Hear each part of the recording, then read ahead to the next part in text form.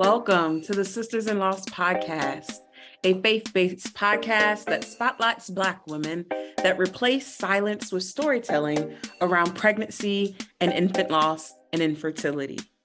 Black women experience miscarriage and stillbirth 4 to 5 times more likely than white women in the United States, according to the CDC and NIH. Whether you've experienced a miscarriage, infant loss, or stillbirth, are trying to conceive, or have an infertility diagnosis, you will learn about resources and strategies to heal, gain clarity, peace, and hope, and find an empowering path forward after loss.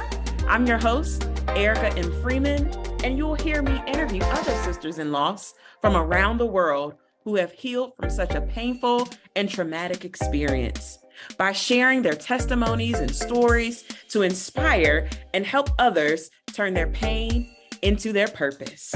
Storytelling is powerful. Storytelling is activism. Storytelling is healing. Now let's get started.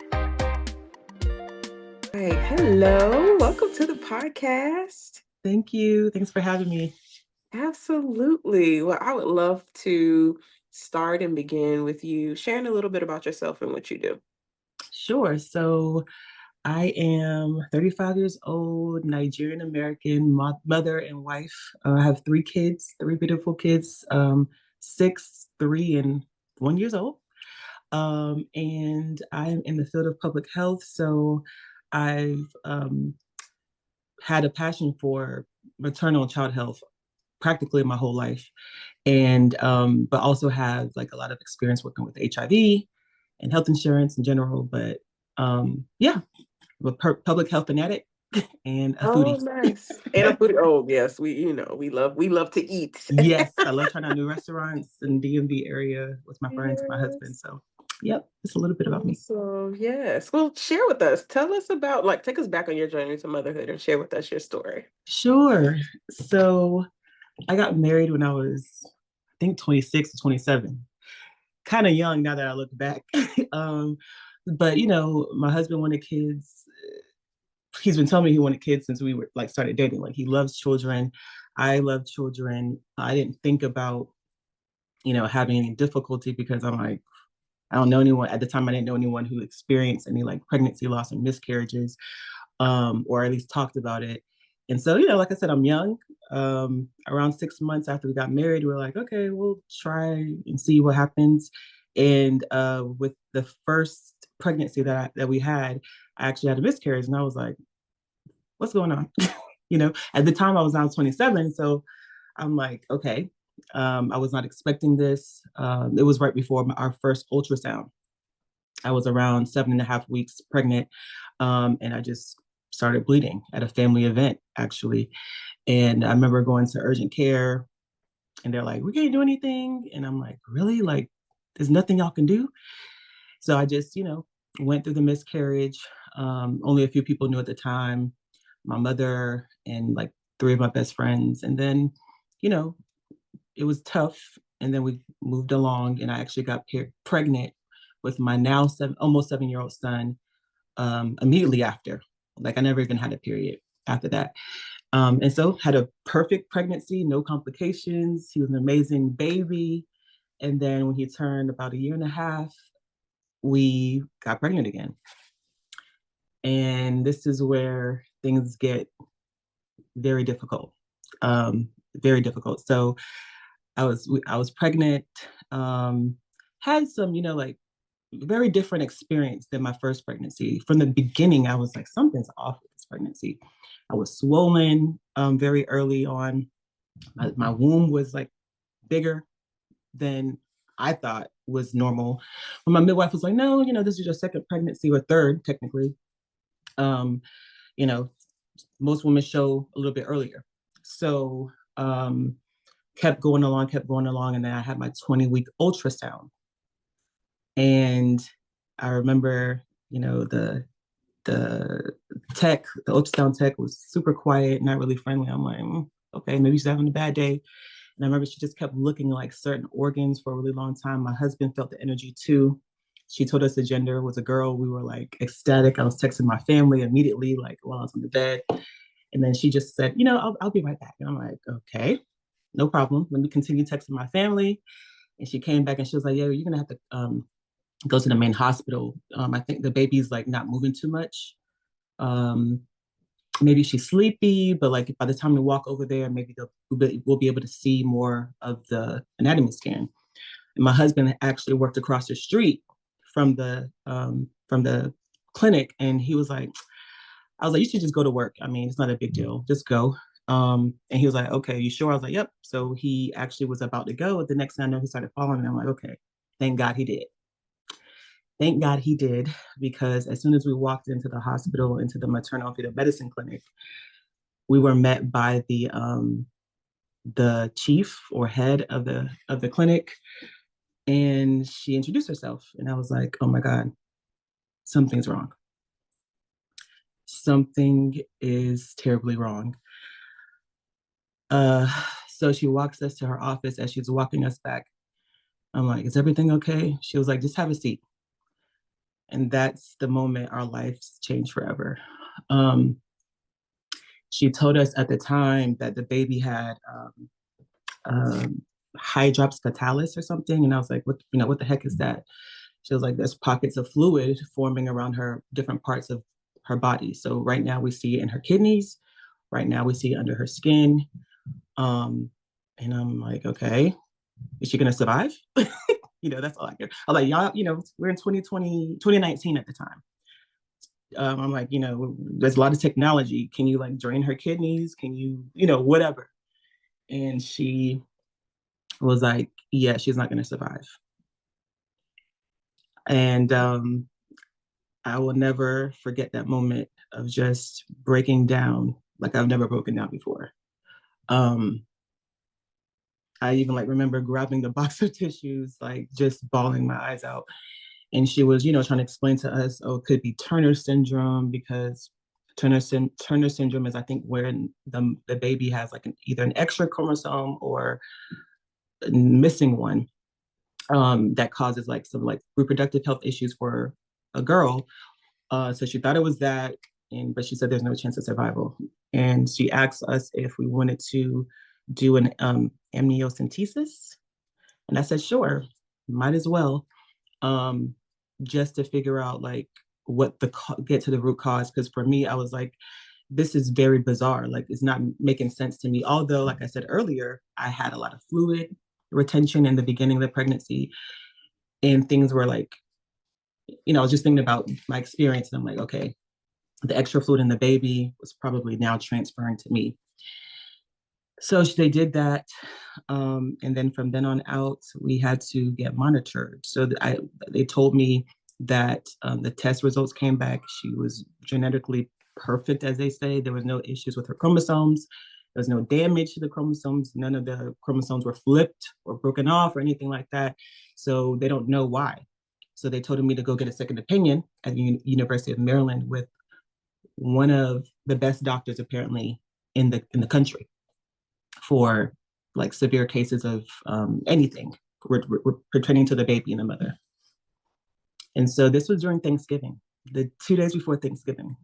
And we're going to North Carolina to see my family. And I was like, I don't even want to go home. I'm going to see my cousins. I'm going to see like relatives. And I had to like push through that event. My husband was like, yeah, we don't have to go, but if you don't go, you're just going to stay at home and we're just going to be sad. So it's up to you. We can, go kind of have a little bit of a distraction and then, figure it out when we get back. So we did that. It was tough because, everybody was like, oh, you're pregnant. Congrats. It's a girl or boy, but meanwhile, in the back of my head, I knew that she wasn't going to survive. So got the second opinion. And let me know if I need to pause, if you have like questions in between the story. Okay, so we got the second opinion. The ultrasound took like 2 hours. I remember he had like students in there with him as well, the doctor, and he confirmed, he was like, yeah, 0 chance of survival. And once again, I was just like breaking down. My husband was, emotional. I looked over, I see like the 3 students crying, bawling their eyes out. It was just a very emotional situation. And the geneticist was so sweet. She ended up being like my advocate throughout this process because the doctor told me that I had like really two or three options, right? He was like, you can carry along this pregnancy until she passes away. And I was like, I'm not strong enough for that. Like, there's no way I could do that. Um, I can barely make it through each day, you know, at the time. I had severe anxiety. I was like, of course, depressed, you know. I was like, there's no way. I was 20. So by the time I saw him and he told me this, I was like 22 and a half weeks pregnant. I was like, so, and he was like, some women, they can literally make it to their due date and the baby will still be alive.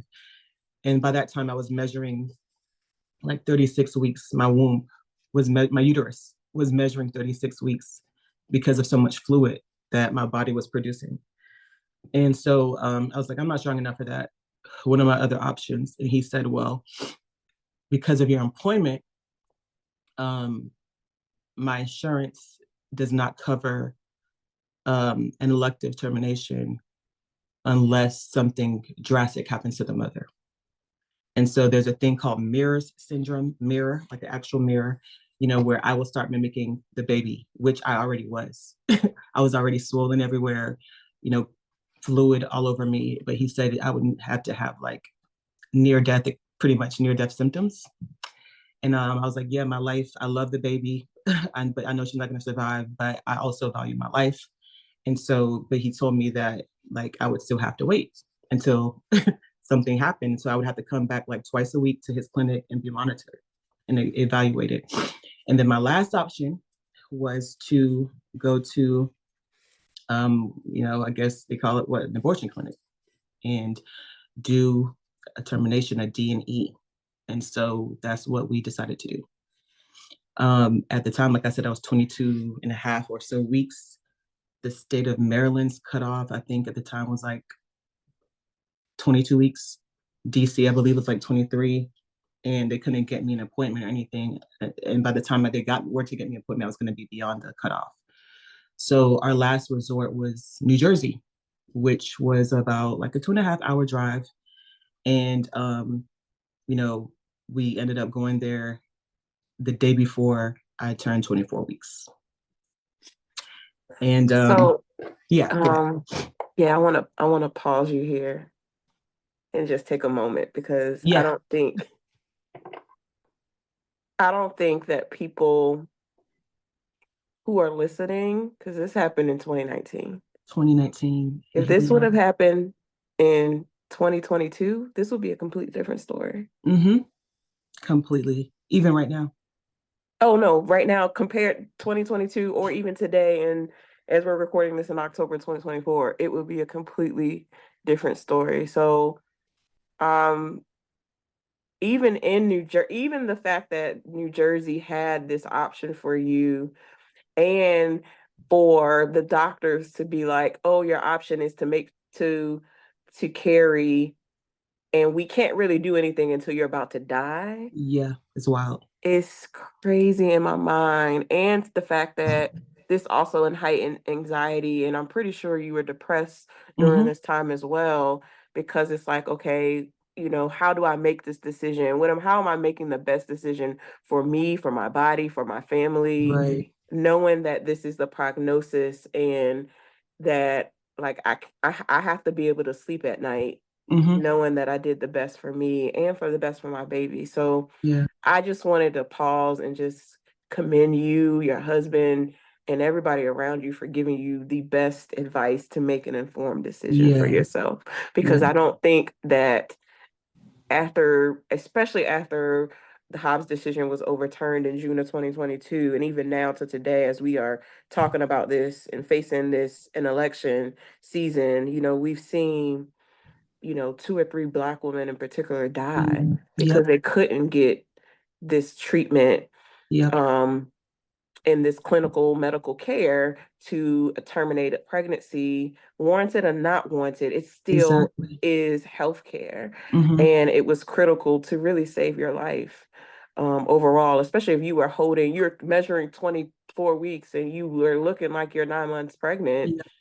Because of the fluid. I don't know why that wasn't a factor for the doctors to say, hey, she could develop some form of preeclampsia, eclampsia, organs can shut down because of all this fluid intake that she's holding because of, the syndrome that the baby had. So Right. I'm grateful for the doctors providing the options, but I'm also even more grateful on that you're still here today and this didn't happen 2 years or 3 years later. I'm telling you. Thank you so much. Yeah. Thank you. No, I you're just so wanted to right. stop and acknowledge that because I don't think people realize or are critical how much having the ability to terminate a pregnancy can save your life. Oh, yeah. It's so true. When it was overturned, and when you said 2022, I'm like, I felt like it was like sooner, like more recent, but yeah, it was 2022. You're so right, because when that happened, it really triggered me, because I'm like, people don't understand that it's not just, and like you said, it's not anyone's business, right? Whether or not there's health issues or not, but it really triggered me because a lot of people like to jump to conclusions. They don't even consider the fact that there's women literally that it's life or death for them, right? Like this is literally life or death. And like you said, there's mothers, Black moms out there that just passed away in the past few months because of it.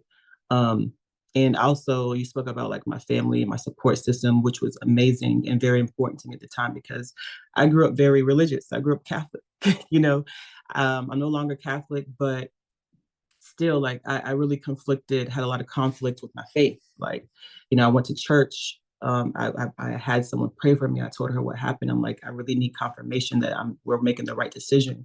My mother-in-law and my mom supported me. My brothers, my dad did not know at the time, because certain family members actually did not know at the time. Just my oldest brother, two of my brothers and my mom. My dad didn't know. My youngest brother didn't know at the time.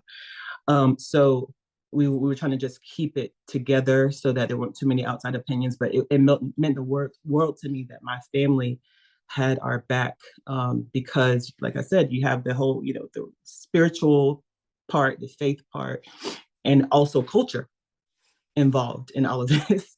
And so granted, me and my husband had already made our minds up, but like I said, when we got that support, it really solidified.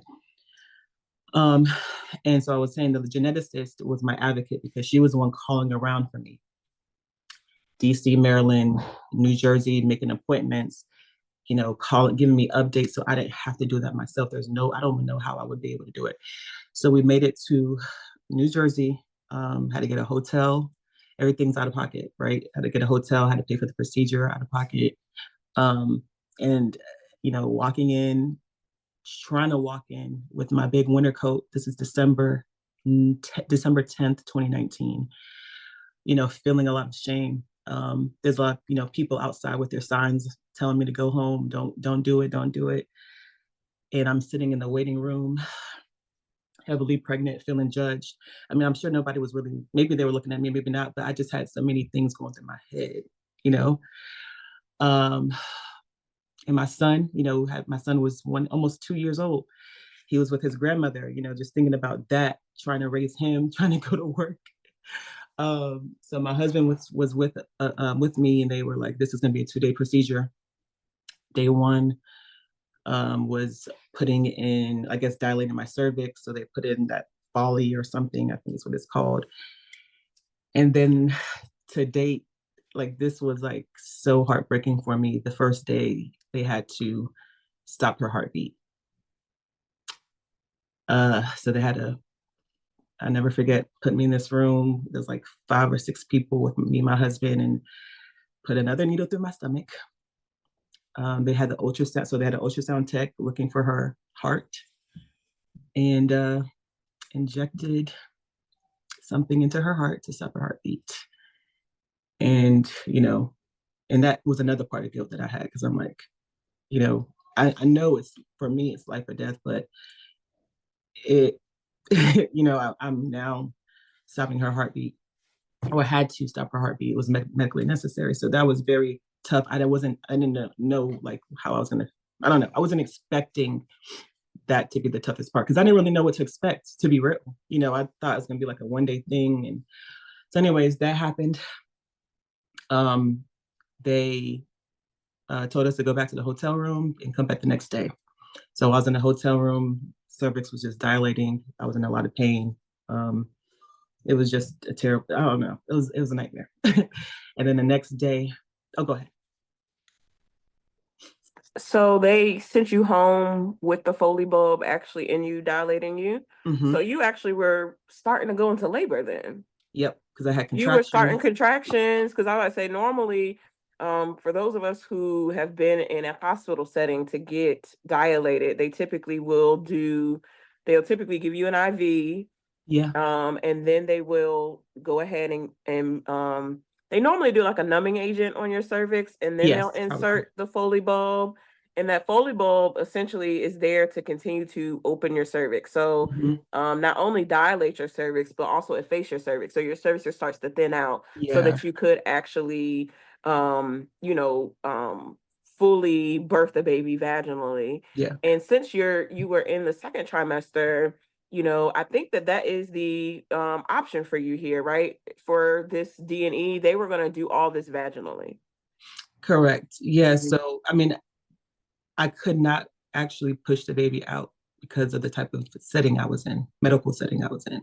Oh, okay. Yes. Talk about that, because I think that's a big difference in clarity for people to understand. Yeah. So initially, like when I had that second opinion with the doctor, I think his name is Dr. Harmon at the University of Maryland. I think he just retired, but he was telling me that had I gone, had I had symptoms of, I guess, life or death for me, like on the verge of life or death, preeclampsia and all these other things that would cause me to now go, they would now induce me.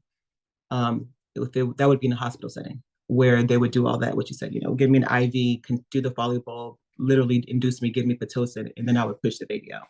But because that wasn't an option for me, and this is not the case for other people, but for me, because of the type of work I do, or my employer, does not support this type of procedure unless it's dire, which in my situation to me was dire. The doctor said it was dire. So now, because of where I had to go, they had to do a D&E. So I could not push the baby out, which was another thing that bothered me. But also at the same time, like I said earlier, I'm gonna be real. I couldn't picture myself doing that because I feel like this was hard enough, and I just couldn't even fathom having to push a baby out. Going back to pushing out my son, like that whole experience of joy, being elated to see him, and then having to push her out, and there's no life there. So the next day we had to go back, and they performed the D&E. So they confirmed that her heart stopped through the ultrasound, or just putting, the little stuff they put on your belly. They confirmed that her heart stopped, and they performed the D&E. They gave me anesthesia, and I was not awake. And I remember waking up. I've never been under anesthesia, so I was like super confused. I woke up crying. And the staff there was so kind. I remember on the first day, the lady was like, you should, if you can, maybe ask for footprints, so that you can have a memory, a physical memory of your daughter. Because I couldn't push her out, wouldn't be able to take pictures or, whatever we wanted to do. And I woke up, and the doctor or the nurse or whomever came to check on me. And the first thing that came to my mind was, did you get her footprints? And they were like, no, we could not, because she was so swollen. Like, it was so bad. The Hydrops Fetalis was so extreme that they couldn't even get her footprints. And I remember the doctor, though, telling me, he was like, I know this is so hard for you, but you made the right decision.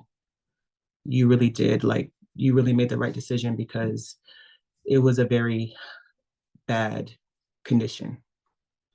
Yeah. So they didn't obviously the doctors, when the doctors did the D&E, so they probably didn't even want to take pictures or anything for you. No, because I don't even think they are allowed to. They're not even allowed to do that kind of thing, that kind of extra care type of thing. Yeah. But they said that they could give, they would try their do the best to do footprints. Yeah, that's not like an abnormal like request. Because like I said, they offered it to me. I was like, oh, I didn't even think about that. They didn't even think if they could offer it, but they couldn't because she was so swollen everywhere. She was so swollen, yeah. So that was heartbreaking for me because I was hoping to have that. Looking to have a little bit of something. Yes. Yeah. But I don't, on the other side of it, I don't know, because of your joyful birth experience that you had with your son, even if you had made the decision to birth her in a hospital setting, I don't even know if you would have wanted to see her that way either. Nope. That's what, yeah. And associate that birth experience with having, especially since you know how your son looked. I'm sure your daughter probably looked just like your son because they got the same mama and daddy. But she would have been deformed a bit, and that's a little harder to see for people who birth babies, who birth stillbirths or anything. So I do understand that, and I think that would aid in the trauma that you were already experiencing. That's right. So after that, we headed back home, and let me kind of fast forward. It took me some time to recover.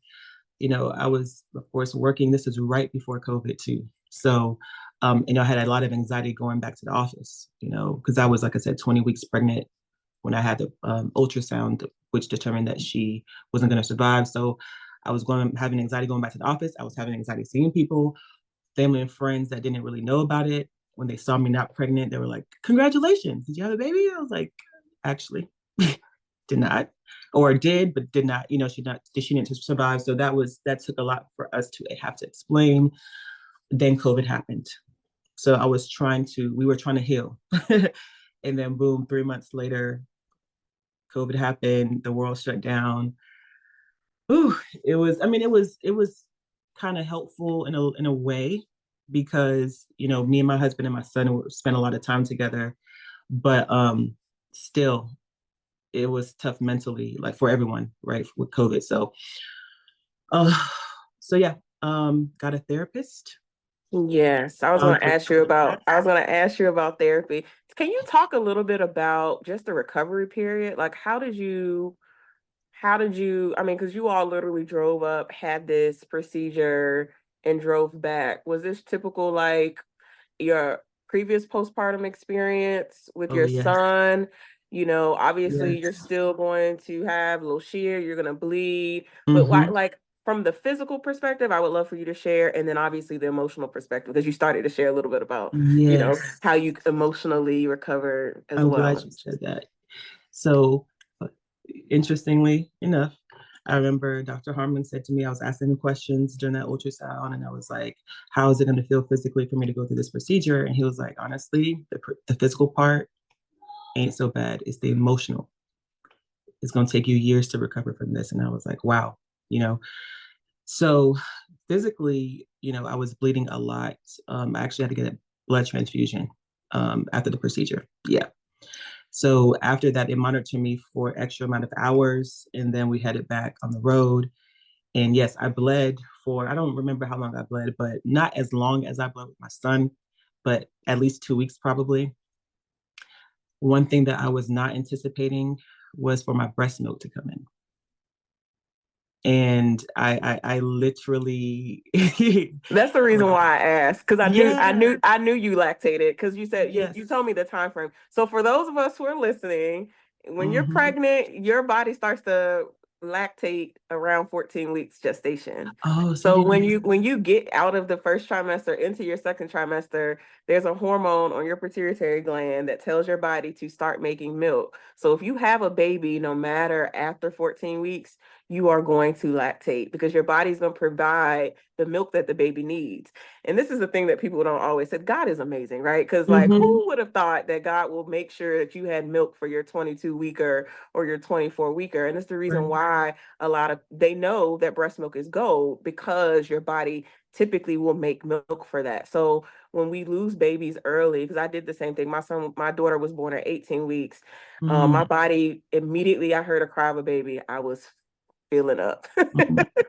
Yeah. And it's a part of the postpartum experience when you lose a baby that people don't talk about. Yeah. That's the Thank reason you, why I wanted 'cause you to share. That's I the try reason to why I take wanted you to notes. share, because I don't think people realize that either. And I knew that happened to you. So I was just like, Yep. I need you to share that. Oh, yes. Thank you for jogging my memory. Yeah, because I definitely lactated like 2 or 3 days later. The milk came in. And of course, I had to like buy lettuce because I was like, I just want this to go. I want everything to go away. I just want to move on from this. And it was just a constant reminder. Like when that happened, I was like, are you kidding me? Like, are you kidding me? It was so hard to get through that. And so the milk had to dry up and all of that. I was still super swollen, you know. I remember like this was 2 weeks before Christmas. I hate seeing those pictures on Christmas Day of my face so swollen, my eyes baggy, probably from crying. I was crying multiple times a day, you know. Your uterus is contracting. My uterus was contracting, trying to shrink back to normal. And so, yeah, that was the physical part. Now, the emotional part, like I said, was the toughest for sure. Crying all the time in bed, the dark, lights off, not eating, forget a shower. I don't care. Judge me if you want to, people on the podcast. I don't care. I was not interested in doing anything at all, even though I had a son that I take care of. I was like, my mom came, thank God. She came up from North Carolina and was with us for a few weeks and, you know, cooked and took care of us. And then, yeah, then she said, you need to get a therapist. My geneticist also gave me some recommendations, but unfortunately two therapists, they weren't taking new patients. So I was on Facebook in my little Facebook groups asking for recommendations. And that's how I found my first therapist, which was amazing. It's the first time I ever received therapy before. And I didn't really care too much for her at the time. So I stopped going after like 2 sessions. And then I just, you know, like I said, I was looking for everything. I was like, I need to know why this is happening. Like, God, you gotta tell me why, like, because this ain't supposed to happen to me, you know? So a lot of this, my healing process was trying to figure out why, and then I realized like I'm not gonna know why. And also just praying more. I found your podcast, which is great, like knowing that I'm not alone. So like I listen to your podcast every day, heck, multiple episodes a day. My devotional Jesus Calling that I have right in front of me, actually, that I've had for 15 years. So I was just like trying to, honestly, in the beginning, I was just trying to figure out why this was happening to me, trying to get some kind of explanation, because after further test results, because they actually tested my placenta and tested some other stuff, still couldn't figure out why this happened, what caused it. So that even, I couldn't get closure at the time, you know? So anyways, I had some visitors come over that helped a little bit. My brothers came up for Christmas and all that. But the emotional part, I mean, maybe 2 years later, I stopped crying. You know, I cried now. So it's something that's going to keep happening. But it took a solid at least 2 years for me to be okay enough. So COVID happened, and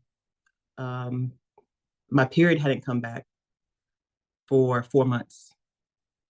Yeah. So even if we wanted to try, which I didn't want to try yet because I was like, this is too soon. I'm still trying to heal. I had to go back to the doctor and figure out why my period still wasn't back. So that happened. They gave me some medication to jumpstart it, and it came back. And then me and my husband were talking about what's next. And I actually got pregnant May. So about 6 months later, I got pregnant. And like I said, once again, I'm gonna say it again, it was COVID. And so, of course, there's anxiety, there's a lot of stuff, PTSD, something else gonna happen. And so I demanded an early ultrasound. Like as soon as I found out I was pregnant, I was like, y'all gonna look at me, and ask for progesterone and other stuff. And so my husband could not come for the ultrasound. And I was begging, I'm like, this is what happened. Y'all know my history. Like, I need someone there. They're like, I'm sorry, we can't. He FaceTimed me, we were there. So this time I was like 7 weeks And they were like, yeah, your womb is empty. I mean, you have a sac, but the sac is empty. It's showing like you're like maybe 4.5, 5 weeks. I'm like, no, that's not possible. And she was like, just come back. I can't really tell you anything right now, but come back in like 2 weeks. So I'm like, okay. Yeah, okay. So, nervous, whatever, came back and still, and now I'm about 9 weeks. There's no fetus. So she said, it looks like you're having what they called, I think it's pronounced blighted or blighted. I think it's blighted ovum, where you're pregnant, but the sac is empty. And so I thought I was rock bottom, before, which I was, but now I was like under that because here I am again having another pregnancy loss. And then at this time, my husband is not physically beside me. I'm having to explain stuff to him on the phone, on FaceTime. And he's like, okay, just come back home. We'll talk about it. A week later, miscarriage occurred. So that really took me over the edge. I was extremely depressed again, but like worse, because I'm like, okay, maybe I'm not supposed to have multiple kids. Maybe I'm just supposed to have my son and just be content. Why does this keep happening to me? At this time, I'm 30. So I'm like, I'm still young, so they can't say age is a factor. My mom had, 4 of us. She's never had a miscarriage, never had pregnancy complications. My husband's mom had 4 kids. Granted, I'm not like, me and her don't relate because she's not my mother, but she never had any miscarriages. She had 4 kids. So I'm just highly confused about what's going on with my body. Is what I'm thinking about. I'm just thinking about it's like I'm feeling like something's going on here. And so I was like, I spiraled into a depression. It was manifesting physically in different things. Like I had severe acne. All of a sudden I had like chest pains. I had pains on my side. I had all these different symptoms that I've ever had, multiple like 3 ear infections in like 4 months, all from stress. And my mom was begging me. She was like, you need to see a therapist. Like, please see somebody. Like, and so I found another therapist, and she saved my life really because, she was exactly what I needed at that time. Exactly what I needed to just let everything out, just validated me, validated my feelings and my emotions. And I spoke to her twice a week for like 4 months. And it really helped getting those emotions out and those, just being able to talk about it. Yeah, so I did more testing. I asked the geneticist, I was like, can I do more testing to figure out this? Maybe, because she's like, maybe there's sometimes like the parents could have a chromosomal like abnormality that causes miscarriages. So I did that. My husband did it as well. Both of us didn't have any issues chromosomally. So still, I'm like, okay, God, everything is in your hands. I'm just going to leave it into your hands, That's all I can do. I'm not in control. I can't, I'm not in control. So we continue to move about life. Through COVID, try to, go outside, try to go for walks. We hiked, me, my husband and son just started hiking a lot. I would never hike before in my life. We were just going for walks, trying to get fresh air, just trying to get our minds off of things. And then October of 2020, I'll never forget this day. It was raining. I wanted to get my son from daycare, which was down the street. We walked home, and then he was like, I want to go outside. I'm like, no, it's raining. Like, we're not going outside. And he was like, I'm okay. He got his rain boots and tried to open the door. And I'm like, okay, let's just go outside. Fine, you can get wet. I'm staying at the steps. We walked outside, double rainbow, right in front of our house. And I was just crying. I was like, God, this is amazing. Like, I still have the picture on my phone. My husband even texted me because he wanted to go play soccer. He texted me a picture. He was like, look at this rainbow. He saw on his way. And I was like, that was all I needed, like confirmation from God that like, he's not done with us yet. And it was the reason why he put in my son that like desire to go outside. And then I think like the next week or same week, I found out we were pregnant again. Thank God. She's now 3 years old. She is now 3 years old. It was a journey though, because, still at the time, my husband could not come for ultrasounds. They would not allow him to come because of COVID. But, and I had a lot of PTSD, like nightmares, would wake up crying, would wake up sweating, would wake up just like screaming. My husband, like, what's going on? I'm like, I had a bad dream that something happened to her, but she's perfect, still is perfect. Pregnancy was, perfect. No issues. And yeah, I got my rainbow. Both my kids are rainbow babies. Two of my 3 kids. Right. I was like, you got both of your rainbows. Yes, I did. We did. So, I continued therapy for like a year after that, throughout my pregnancy with her and afterwards. And I also had postpartum depression after I delivered her for a little bit. And then we got pregnant with my son unexpectedly. And that was a smooth pregnancy as well. So I just thank God for that. But it's so funny because I'm like, okay, I had 3 pregnancy losses and now I have 3 kids. Yeah, 3 babies, right? Yeah. And I also struggle too. My friend actually made a comment to me recently. She was like, you have 4 kids. I'm like, you're right. But it's always hard for me to say that. It's funny because I was just commenting to my friend this weekend too. I was just like, I don't normally tell people about all of my pregnancies. Mm-hmm. I always say I have my one living son, but I never outwardly say, oh yeah, I have 3 kids. Because people expect to see those 3 kids, right? And you're like, no, I have one son. I don't know. I think that's something that we have to reframe as lost moms, is saying and being proud of the pregnancies that we have, because those babies are still looking over us, Yeah, absolutely. Mm-hmm. Absolutely. But yeah, it's interesting because I think about that and I'm like, oh yeah, I need to be proud, but it's also difficult because I couldn't see her, which, like we said earlier, it's probably a good thing that I didn't see her, because she progressively got worse. That he even saw it in the ultrasound. He was like, it's only been 2 weeks since your 20-week ultrasound, and there's fluid everywhere around her heart, in her lungs. Before it was just her kidney and her skin. Now it's everywhere.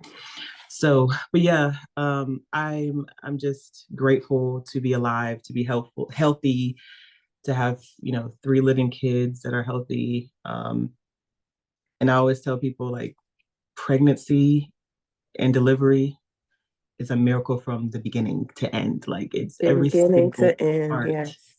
Is God's hand is in it, So how do you honor your babies and your daughter, especially now that you are on the other side, you have these living rainbow babies that are miracles?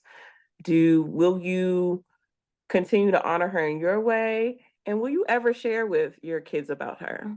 I never even thought about that. So, I have especially your son, because your son still was young though too. He was almost 2 years old during that time. 2. So yeah, he was still a baby. It's very hard to mention death to kids at that age. So yeah, I get what you mean. Yeah. I mean, he used to kiss my stomach. He probably has zero memory, I'm sure of it, but he used to, when I was pregnant, he was kissing my stomach and rubbing it. And I remember coming home and I told him what happened because he was still kissing my stomach, and I had to tell him that your sister's no longer here. But he, it went over his head. After a few days, he stopped asking about it. So I have always wanted to go on a pregnancy loss walk. The first 2 years after it happened, I was like, I'm not doing it. I can't. And I actually still have not gone on one.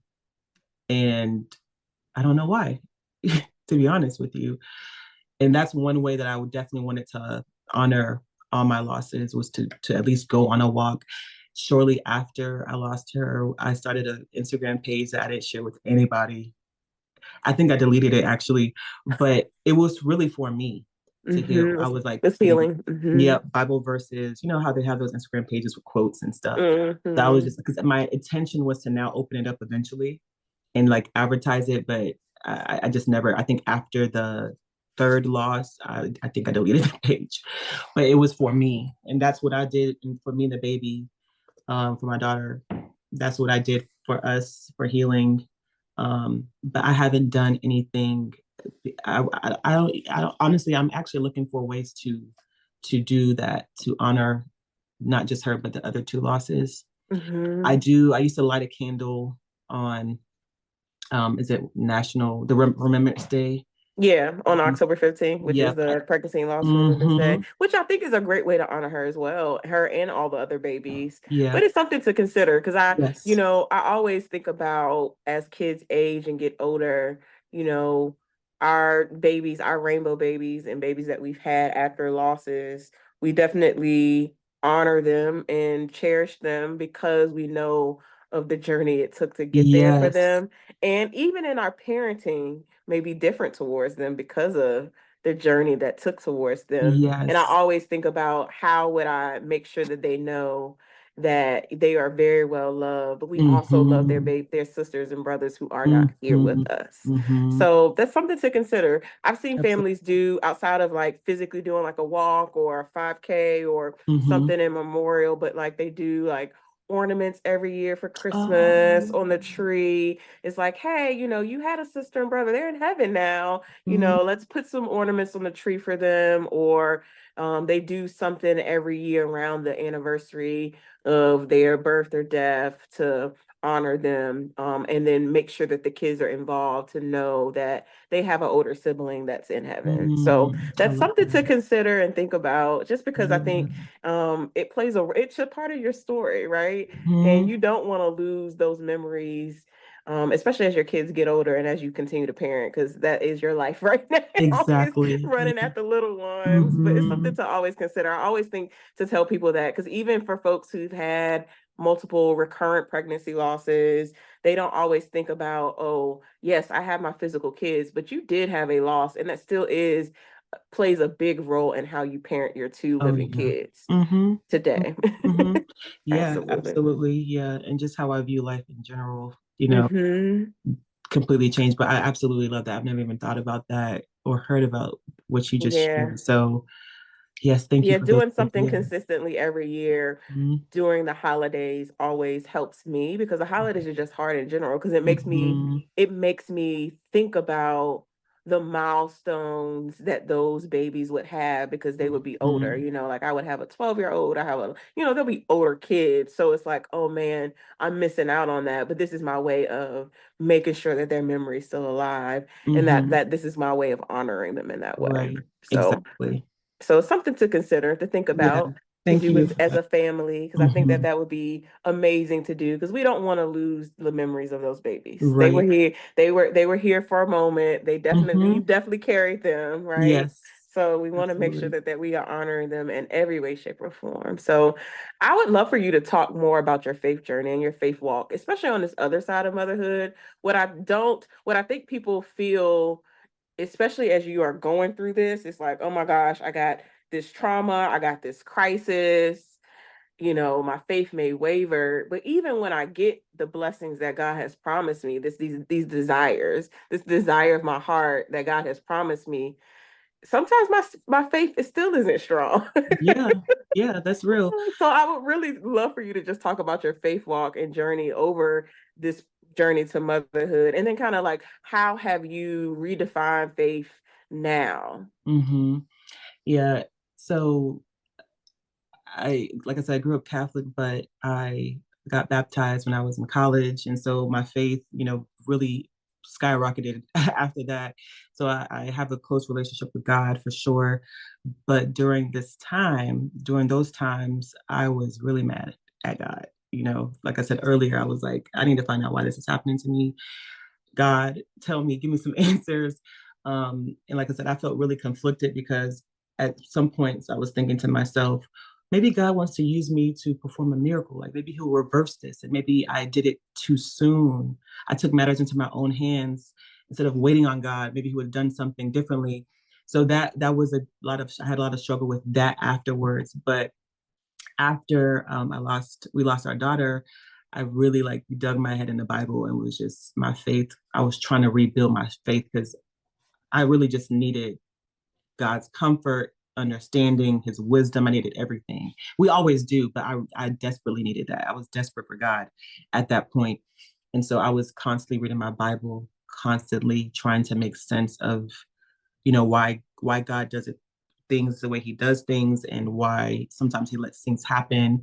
Um, the book of Job really resonated with me. I spent a lot of time reading that book, and there's actually a song that someone created because of Job's story that I listen to every single day for like months. It's called "Though You Slay Me," because that's part of a Bible quote from the book of Job, and it really resonated with me for a long time because it talked about like, despite what happened to Job, he still, of course, he was human. He still was upset, still wasn't really understanding what was going on, but then he praised God and he still thanked God. And then at the end, God restored everything that he lost plus more, and so I used that. I really held on to that story for hope for myself and for my family.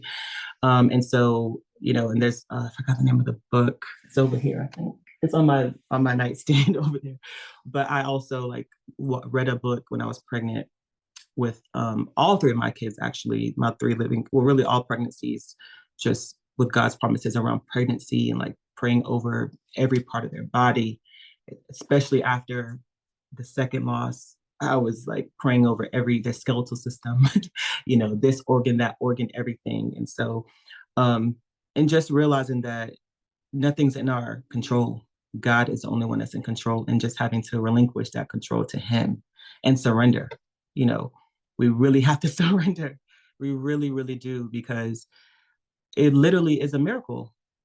People take it for granted, for sure. To get pregnant is a miracle, and to stay pregnant, and then to deliver, and then to have your children survive and be healthy, or just be alive in itself it's a lot. And so I just thank God daily, and my mothers and my husband, all of us, we just, like, my friends were praying for me constantly during that time. Because I remember talking to one particular friend, I'm like, I can't pray. Sorry. So can you pray for me? And her husband would get on the phone with me and pray with me a couple of times when I couldn't even open up my mouth and pray, me and my husband. So yeah, my children, I tell them about God. I'm like, listen, anytime, whether things are going well or not, you have to rely on him. He is always with you. So whenever you're feeling afraid, I have to take my own advice. Whenever you're feeling afraid, to say, God, console me or comfort me or make me not afraid anymore. So that's like little things that I do too. Like whenever I'm frustrated, scared, concerned, anxious, or even happy, like, thank you, God, or God help me, or God, whatever my request is, I don't have to get on my knees and be praying. Mm-hmm. I can just literally say it because he's my friend. He's right here with me at all times. So, yeah, that it really skyrocketed my faith, my journey to becoming a mother, and becoming a mother of three or more, 3 plus. 3 or more, yes.